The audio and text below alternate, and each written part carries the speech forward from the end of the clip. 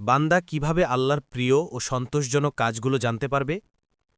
আল্লাহ যা পছন্দ করেন ও ভালোবাসেন তা আমাদের জানিয়ে দিয়েছেন আদেশের মাধ্যমে, এবং যা অপছন্দ করেন তা জানিয়ে দিয়েছেন নিষেধের মাধ্যমে। সুতরাং রাসূল প্রেরণ এবং আসমানি কিতাব নাজিলের মাধ্যমে বান্দাগণ আল্লাহর পছন্দনীয় আমলসমূহ জানতে পেরেছে। এর মাধ্যমেই তাদের নিকট আল্লাহর অকাট্য দলিল প্রতিষ্ঠিত হয়েছে এবং তার পরিপূর্ণ হিকমত প্রকাশিত হয়েছে। আল্লাহ তাআলা বলেন, রুসুলাম মুবাশশিরিনা ওয়া মুনযিরিনা লিআল্লা ইয়াকুনা লিন-নাসি আলাল্লাহি হুজ্জাতুম বা'দার রুসুল।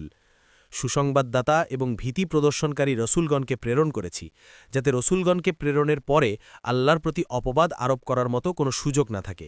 সূরা নিসা ১৬৫। আল্লাহ তাআলা আরও বলেন, কুল ইন কুনতুম তুহিব্বুনাল্লাহা ফাত্তাবিউনি ইউহবিবকুমুল্লাহু ওয়া ইয়াগফির লাকুম যুনুবাকুম ওয়াল্লাহু গফুরুর রহিম। বলুন, যদি তোমরা আল্লাহকে ভালোবেসে থাকো তাহলে আমাকে অনুসরণ করো, তাহলে আল্লাহও তোমাদেরকে ভালোবাসবেন এবং তোমাদেরকে ক্ষমা করবেন, আর আল্লাহ হলেন ক্ষমাশীল ও দয়ালু। সূরা আল ইমরান ১-৩০ নম্বর আয়াত।